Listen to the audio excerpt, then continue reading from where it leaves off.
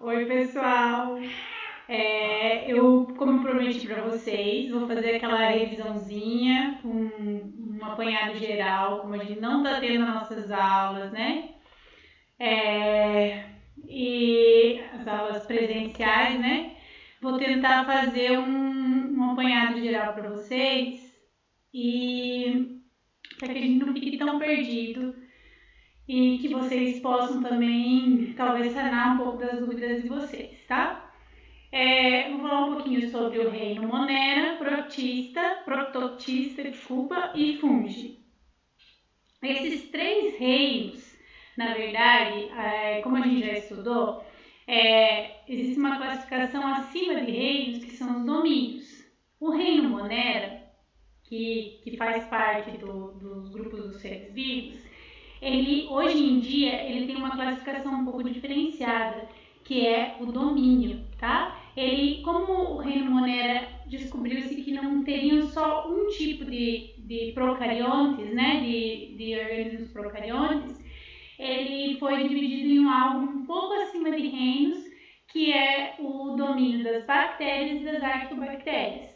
Nós podemos utilizar o nome reino Monera, como vocês preferirem, ou ainda, mas para a gente saber que pode cair no Enem, pode cair em alguma avaliação de vocês, que tem os domínios, que é bactérias, né, ou eubactérias e arqueobactérias, que são um pouquinho diferentes, organismos um pouquinho diferentes das bactérias.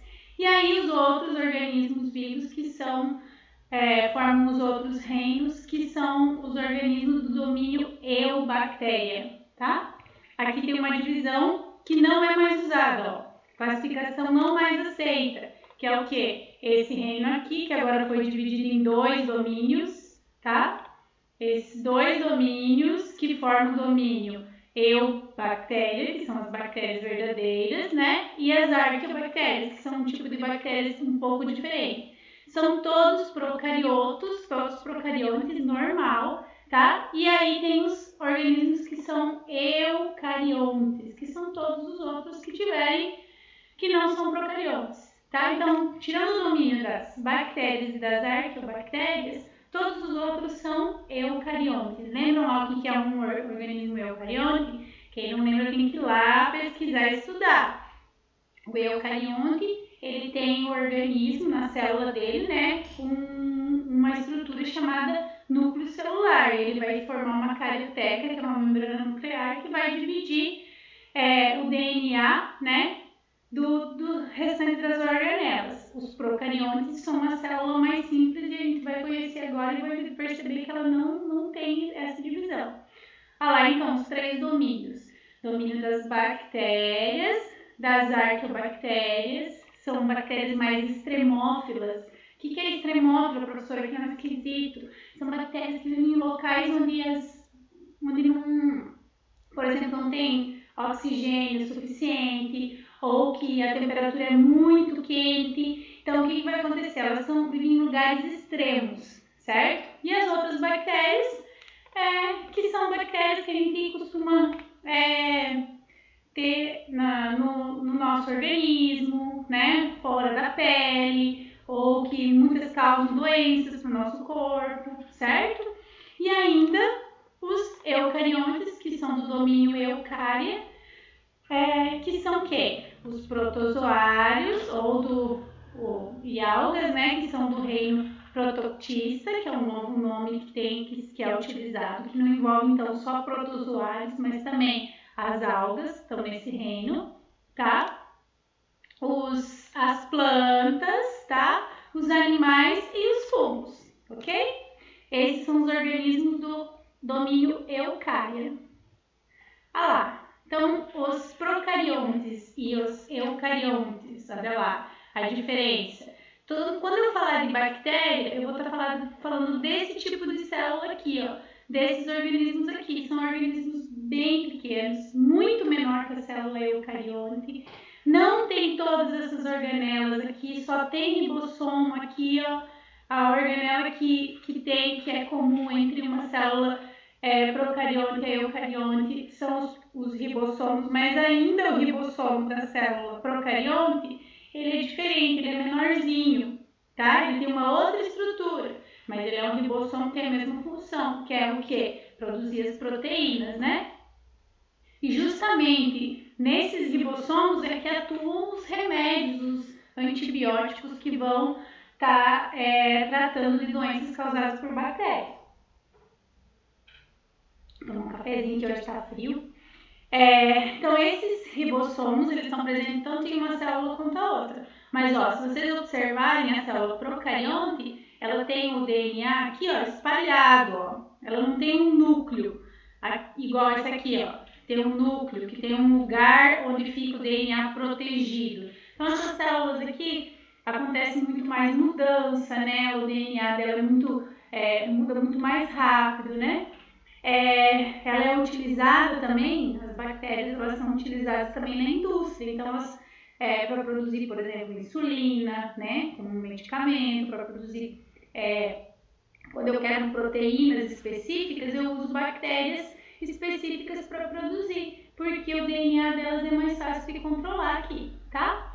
As bactérias elas têm uma parede celular, e essa parede celular que fica aqui em volta, ó, ela que vai conferir uma maior resistência a essas bactérias. Então, eu vou ter bactéria que vai ser mais resistente a alguns medicamentos ou resistente à minha imunidade, né? Que a minha célula vai conseguir, algumas da minha célula vai conseguir eliminar sem eu precisar tomar algum medicamento, e outras elas vão ser mais resistentes. O que determina essa resistência é essa parede celular, que elas são chamadas de bactérias gram-positivas e gram-negativas. Mas aí, se vocês quiserem estudar um pouquinho mais aprofundado, vocês vão lá e procuram na internet ou no livro didático, que vocês vão entender, vão conseguir pesquisar um pouquinho mais, tá bom? Ó, então, eu tenho citoplasma e eu não tenho várias organelas igual essa célula aqui, que é a célula eucarionte, está em todos os outros domínios, os outros reinos, tá? Então, o domínio eucária e domínio o domínio eubactérias e arqueobactérias são células procariontes, tá? E os outros, o domínio eucária, que tem todos os outros reinos, eu tenho uma célula eucarionte, certo? Que é cheia de organelas que vão ter as suas funções específicas. Então, as características das bactérias, eu vou falar de uma forma geral, né? Tanto as bactérias como as arqueobactérias, elas têm a célula muito parecida, tá? A diferença principal delas é que as arqueobactérias elas vivem em lugares mais extremos, então elas vão ter algumas diferenças na organização, na forma de fazer a respiração ou a fermentação, tá? Que elas, às vezes, ao invés de usar o oxigênio, o gás carbônico, elas vão usar, por exemplo, enxofre, nitrogênio, outras estruturas químicas, tá? E as células das bactérias normais, que é as bactérias que têm maior quantidade, elas vão utilizar geralmente ou o gás carbônico ou o oxigênio para fazer ou a respiração ou a fermentação, tá? E essas bactérias, elas têm vários formatos, ó. Tem o formato de cocos, tá? Aí eles vão se organizando, eles podem ficar em colônias, né? Formar vários cocos, então vão formando colônias maiores de bactérias, tá? Eles podem ser ainda no formato de vibrião, que é uma estrutura um pouquinho mais afilada, tá? Espirilo, que parece uma espiral, espiroqueta, que também forma uma estrutura mais arredondada, e os bacilos, ó. Os bacilos, a prof até perguntou para vocês, né? Deu uma atividade para vocês fazerem o iogurte, né, em casa. Desculpa os né, que eu começo a falar tanto né? Que acaba que fica até chato, mas vocês vão escutar, vocês já estão acostumados. Olha lá, tem os bacilos, que são o quê? São bactérias. Ó, a prof até pegou um Yakult aqui para mostrar para vocês. Lembra que a prof falou para vocês fazerem o iogurte? Esses lactobacilos aqui, ó, que são bacilos de bactérias, tá? Então são bactérias na forma de bacilos que se alimentam da lactose, que se açúcar do leite. Então, eles vão fermentar o leite, eles vão utilizar o leite para fazer a energia deles e se reproduzir e fazer o metabolismo deles funcionar. Esses são os bacilos, que é um outro formato. E ainda tem os streptococcus, que formam parecendo uma colarzinha de pérolas, né? Então, desses procariontes aqui, eu tenho no reino Monera, certo? Que é o reino das bactérias, eu tenho as bactérias e as cianobactérias. O que são cianobactérias? São bactérias que, ao invés de serem heterótrofas, ou seja, elas se alimentarem de algum açúcar, algum componente orgânico, por exemplo, a lactose, ou algum alimento da nossa pele, qualquer alimento que dê energia dessa forma, elas conseguem captar energia solar para fazer o alimento delas. Essas são as cianobactérias, certo? As características gerais desse reino, então, ou do domínio das bactérias, né? Eles são eles têm um ancestral comum aos eucariontes, então provavelmente os eucariontes, todos os outros reinos, tiveram um ancestral comum com as bactérias, né? Ou seja, vieram do mesmo ancestral, do mesmo ser que originou, que foi a primeira célula a originar, tanto as bactérias como as eubactérias, tanto as bactérias como os eucariontes, certo? São todos unicelulares. O que é unicelular? Tem só uma célula, tá? São aeróbicos, utilizam o oxigênio, ou ainda anaeróbicos, que é quando faz a fermentação, que é o que a professora pediu para vocês fazer com o iogurte natural colocado no leite, que é a fermentação da lactose, por lactobacilos que estão no iogurte, tá? São autótrofos, que é o caso das cianobactérias, que fazem a fotossíntese, ou ainda podem ser heterótrofos, que é o caso dos que utilizam tanto a respiração como a fermentação para produzir energia e se alimentar, ok? Então, quando você se sentir sozinho lá, lembre que você tem 1 milhão de bactérias que vivem no seu corpo e para elas você é que é o mundo, tá? Uma brincadeirinha aí para vocês. A classificação dos grupos, então, ó.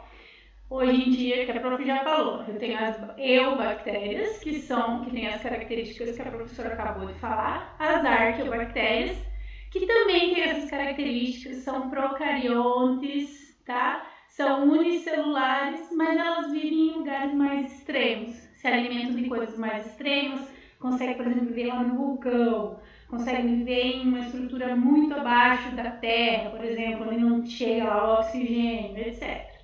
E o domínio eucariota, que é o quê? Protistas, certo? Que são as algas e os protozoários, os fungos, os animais e as plantas. Aqui as formas das bactérias a prof já falou, certo? O metabolismo dessas bactérias. Olha lá, elas são autotróficas, ou seja, quando elas são autotróficas, elas conseguem utilizar substâncias que não são orgânicas, ou seja, não é um açúcar, não é um alimento, tá? Não é vindo de uma planta, é o que? Ou de algum outro animal, é o que? Pode ser o gás carbônico, o nitrogênio, a luz, no caso das cianobactérias, tá? Ou ainda elas são heterotróficas, que são as mais comuns que a gente costuma utilizar aí, ó. Prof, esqueceu do orgânicos aqui. Substâncias orgânicas, que é o quê? Os açúcares, pode ser a lactose, pode ser qualquer tipo, a glicose, pode ser a frutose. Por exemplo, quando eu vejo o arroz estragando lá fora da geladeira, que está fora da geladeira começa a cheirar azedo, né? Eu tenho o quê? Uma colônia de bactérias que está se alimentando do amido, da glicose que está ali formando aquele amido do arroz. Então, quando o arroz está cheirando azedo, quando você abre aquela panela que está azedo, é por quê? Porque as bactérias estão se alimentando, conseguindo se reproduzir, estão tendo um monte de alimento, estão tendo uma temperatura agradável para elas se reproduzir e aumentar em grande quantidade. Por que se eu guardo alimento na geladeira, se eu guardo o iogurte na geladeira, se eu guardo a fruta na geladeira, ela demora mais para estragar? Porque as bactérias elas não têm uma temperatura ideal aí para se reproduzir.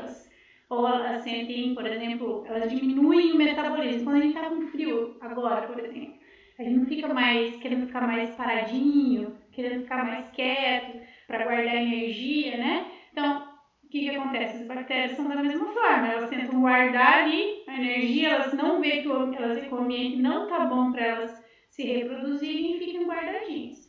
Então, elas podem fazer ou a fermentação, que é quando tem o oxigênio para elas utilizar, né, quando elas vão se alimentar, ou ainda a respiração.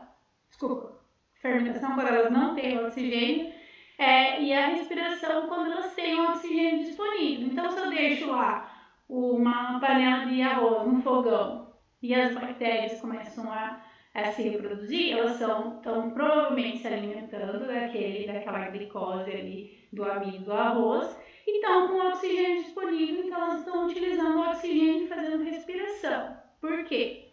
Porque geralmente se as bactérias conseguem, se elas têm um processo, né? Se elas conseguem fazer essa respiração, elas vão produzir mais energia, igual a nossa célula. Nossa célula tem a mitocôndria, que tudo indica que muito lá nos primórdios também é uma bactéria que entrou na célula eucarionte, tá? Então, o que acontece? Essa respiração, ela produz muito mais energia, nós produzimos muito mais energia do que na fermentação.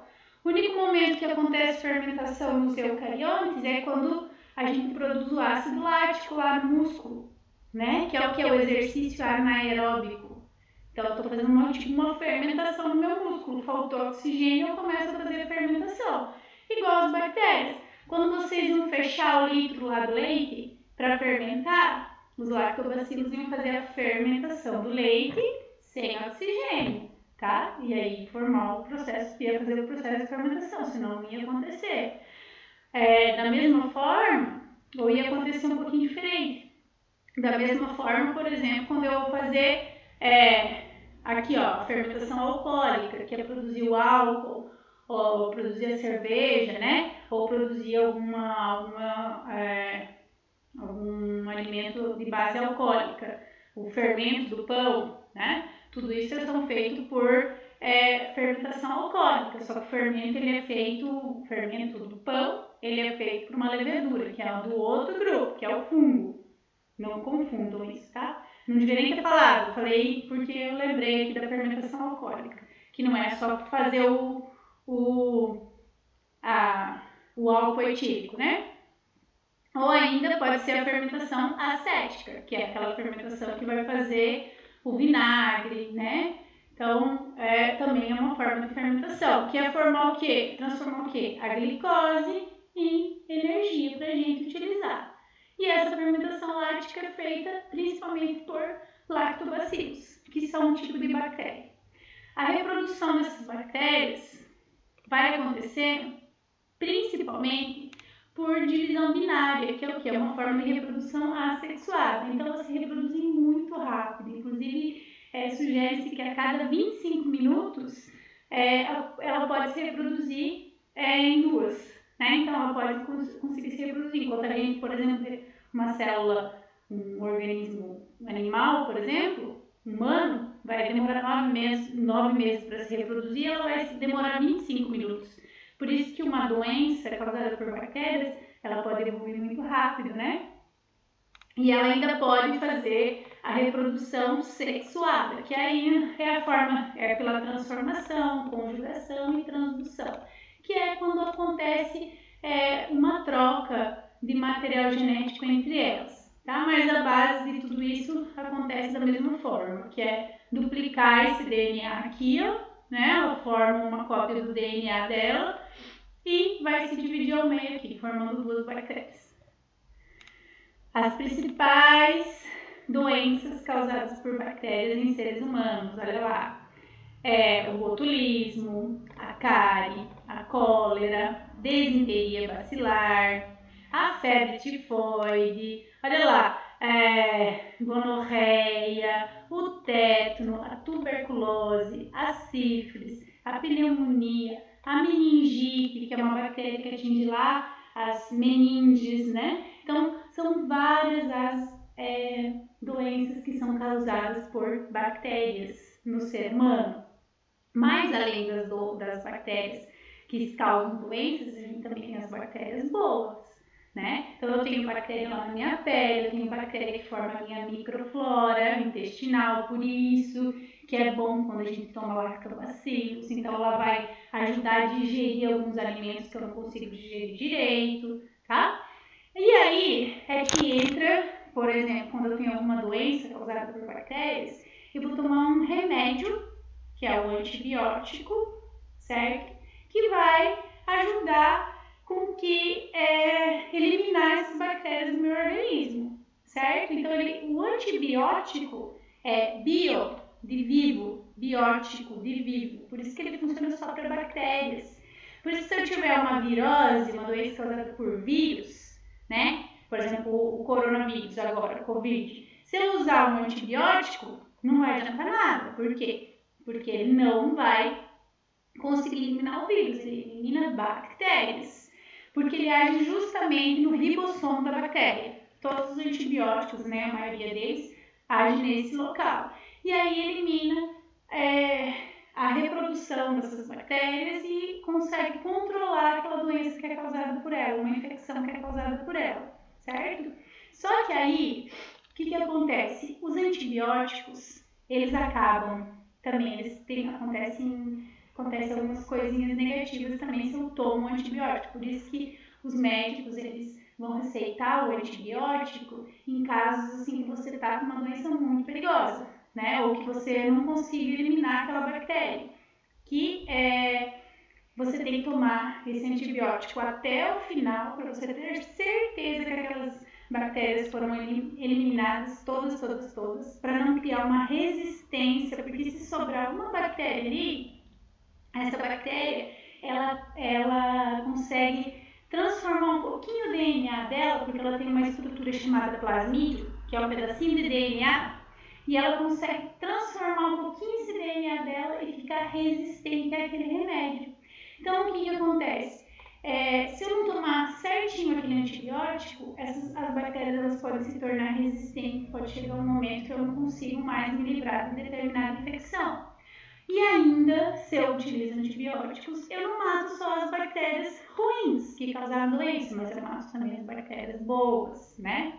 E o primeiro remédio, o primeiro antibiótico que surgiu, né, foi a penicilina, né, que era um fungo que um cientista estava tentando fazer uma colônia de fungo e ele descobriu que naquela colônia de fungo não crescia bactérias. Aí ele pensou, opa, então estou descobrindo um controlador de bactérias, né? Que foi o penicílio. E esse é a penicilina, né? Que é utilizada até hoje como um antibiótico, certo?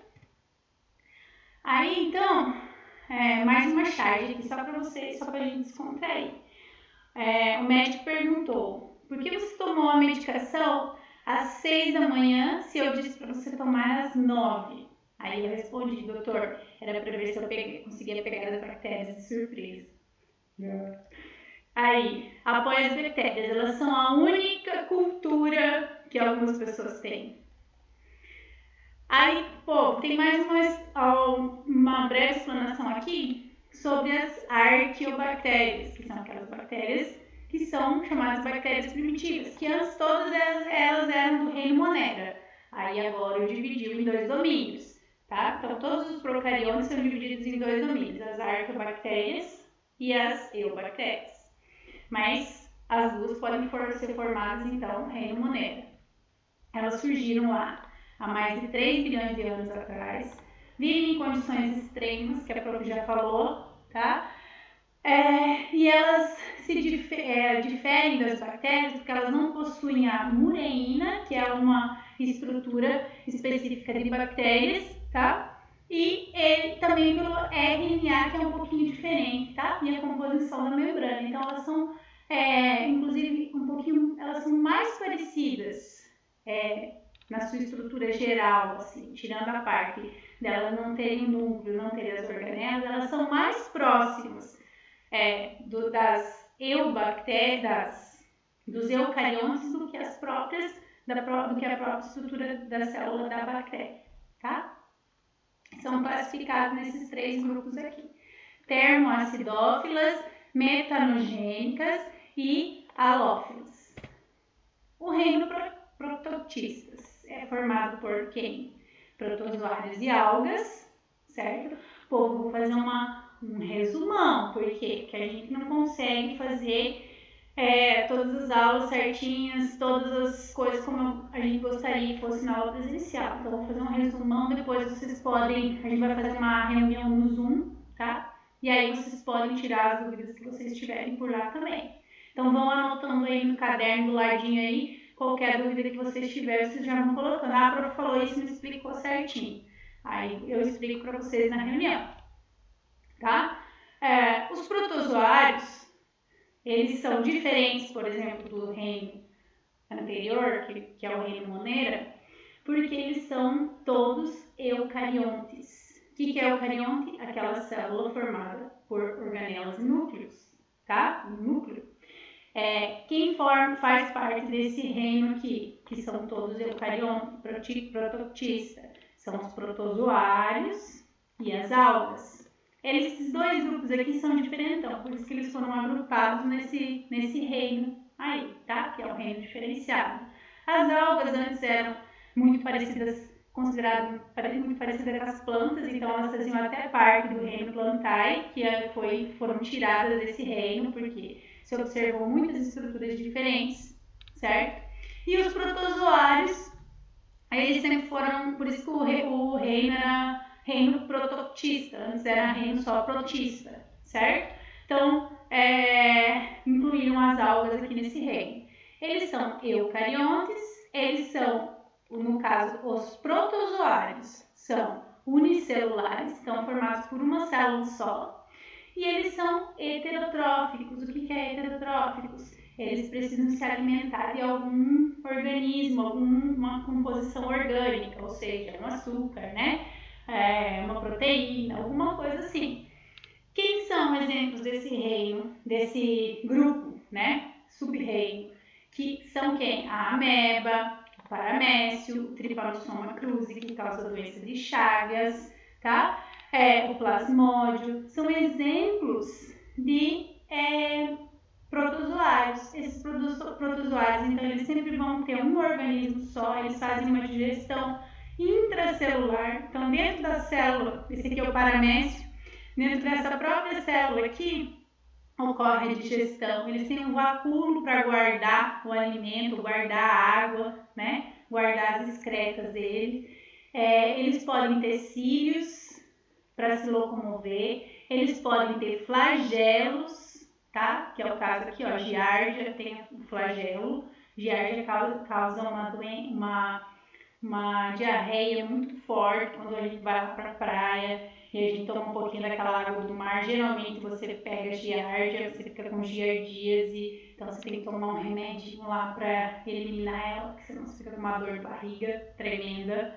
A ameba, da mesma forma, causa uma dorzinha de barriga aí. E a ameba, ela se locomove por invaginações da membrana. O que é isso? Essas ondulaçõezinhas aqui, ó, na membrana plasmática, tá? E é uma célula eucarionte. As algas. Olha lá, as algas também são do reino prototista, são autotróficas, certo? O que é autotrófica? Fazem fotossíntese e algumas são heterotróficas. Então, elas não são todas elas que são autotróficas.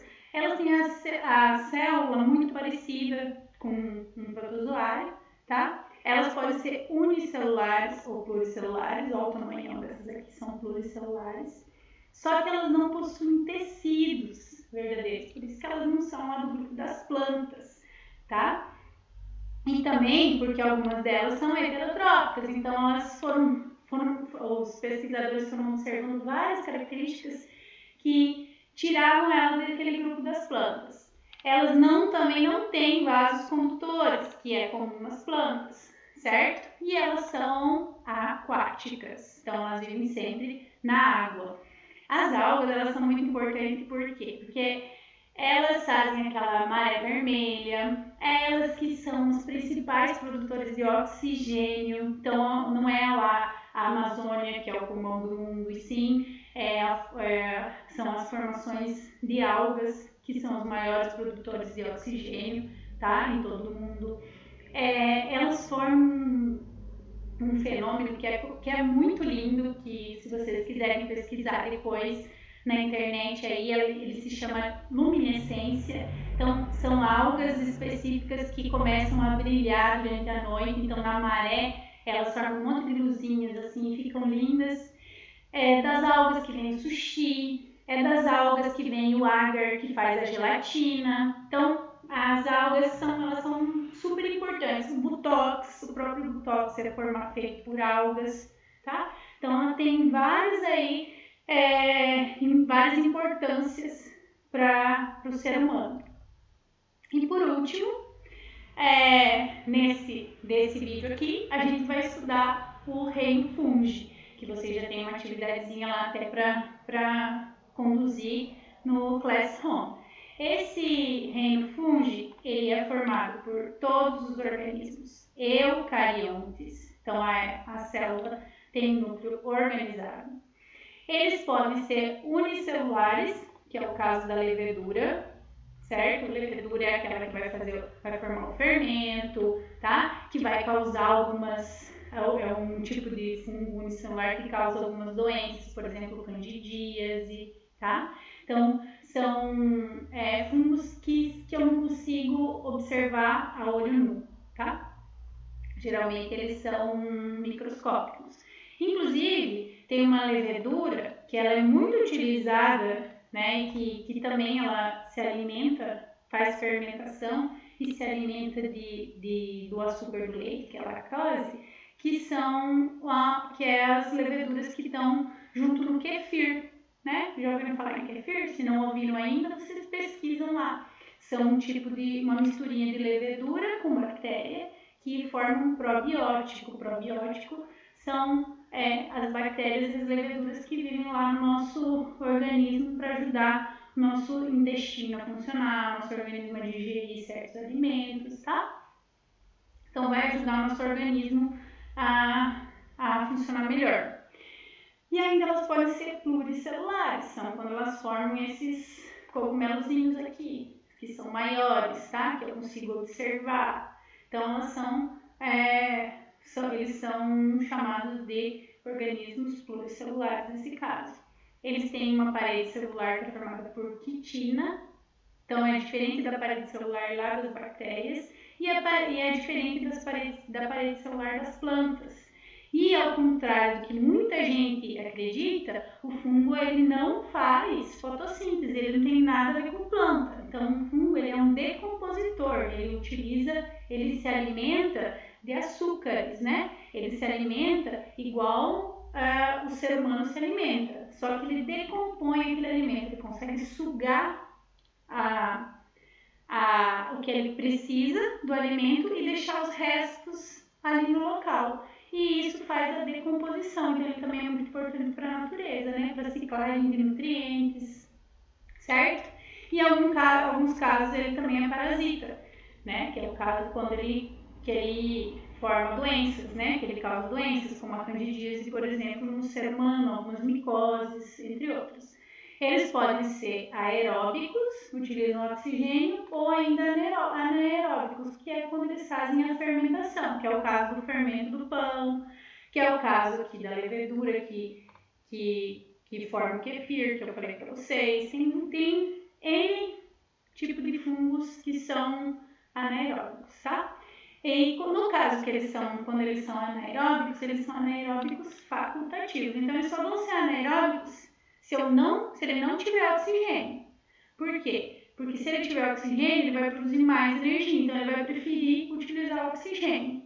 Então, se eu fechar lá o litro de leite para fermentar, quando eu fizer a fermentação com kefir, provavelmente não vai ficar tão efetivo quanto se eu fizer a fermentação só com bactérias, né? Quando eu pego o iogurte com lactobacilos, eu tenho que fechar, tiro o oxigênio, que aí a levedura, a bactéria vai fermentar. No caso, se eu fizer com kefir, é preferível que eu deixe o kefir com oxigênio. Por quê? Porque aí as leveduras é que vão fazer a maior parte da fermentação, tá? Então, o que ele usa como reserva de energia? Mesma coisa que nós, o glicogênio. O glicogênio vem da glicose, tá? Então ele usa, guarda lá para fazer a energia dele. E as células dele são chamadas de hifas, tá? Então todas as células que o fungo vai produzindo, ela vai ser chamada de hifas. Olha lá, um tipo de... eu tenho o cogumelo, eu tenho o bolor, né? Por que o bolor principalmente forma no inverno, quando tem muita umidade? Porque o fungo ele gosta de uma temperatura mais amena, né? Ele gosta de lugares sombreados, ele gosta de muita umidade. Então, o que vai acontecer? É nesses lugares que ele vai se reproduzir com mais facilidade. Nosso chulé. Por que dá chulé? Porque você não seca direito lá no meio do pé, né? No meio dos dedos. Então, fica a umidade e o fungo ele vai se reproduzir com mais facilidade. E aqui, ó, tem um tipo de fungo que é utilizado lá no queijo, né? Que forma aquele queijo super gostoso e famoso, né? Que tem fungos no meio. Os tipos de fungos, então, a prof já falou, na verdade, agora, ó, leveduras, são unicelulares, não formam filamentos, então elas são pequenininhas, elas não formam filamento grande.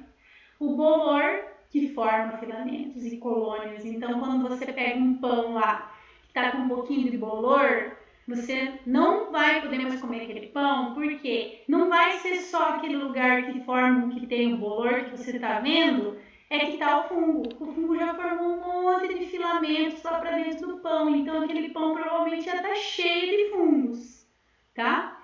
Então já tem as hifas por todo lugar, porque ele forma um monte de filamento, certo? Então às vezes até quando você pega, você não vê cinza, mas quando você pega assim, parece um cabelo, assim, um negócio. Aquilo lá são as hifas, tá? Tem alguns fungos que são dimórficos, então a maioria são as espécies patogênicas, tá? Então que elas crescem tanto na forma filamentosa das hifas, como com um brotamento, tá? Então formam leveduras pequenas que vão se dividir por célula a célula, vão brotando, tá? Ó, aqui é a reprodução, que a prof vai falar, ó, aqui é a parte reprodutiva, tá? Então, quando eu tenho hifas que crescem, né, para cima, por exemplo, para cima da terra ou para cima de algum lugar, eu estou fazendo corpos de frutificação, que aqui é como se tivesse um monte de sementinha de fungo, que são os esporos, tá? Então, eu tenho um monte de estrutura reprodutiva aqui nesse cogumelozinho. E essas hifas, então, quando elas têm função vegetativa, elas vão crescendo aqui, ó, para todos os lados, né? E quando elas têm função reprodutiva, elas ficam aéreas. Então, elas crescem acima do solo, acima do lugar onde elas estiverem, tá? Elas podem se reproduzir assexuadamente, que é quando não troca gametas. Então, o que vai acontecer? Um esporozinho vai ser liberado e vai se dividindo e formando vários outros, vai dividindo e formando um monte, tá? Ou ainda ela pode ter uma divisão sexuada, que é quando forma esses corpos de frutificação ou os cogumelos que liberam as estruturas reprodutivas, que formam zigotos, né? Esses zigotos, eles vão sofrer meiose, que é se dividir e formar gametas masculino e não vai ser masculino e feminino, mas formam dois tipos de gametas, né? Que esses dois tipos de gameta que trocam aqui, ó, trocam o DNA, formam uma nova célula e começam a formar um novo cogumelo, tá? Novo corpo de frutificação, novas hifas. Então, essas são as formas de reprodução dos fungos. E a importância desses fungos na alimentação, como eu já falei para vocês, fazem a fermentação, né? Na decomposição e na reciclagem da matéria. Então, eles que vão decompor tudo, os organismos lá. Quando a gente fizer a composteira, vocês vão observar que vai ter muito fungo que vai aparecer por ali. Por quê? Porque eles vão querer decompor aquela matéria, né? Na alimentação, a gente faz risoto, inclusive, de fungo, né? E ainda são causadores de doenças, que são as alergias. Por que aumenta a rinite no inverno?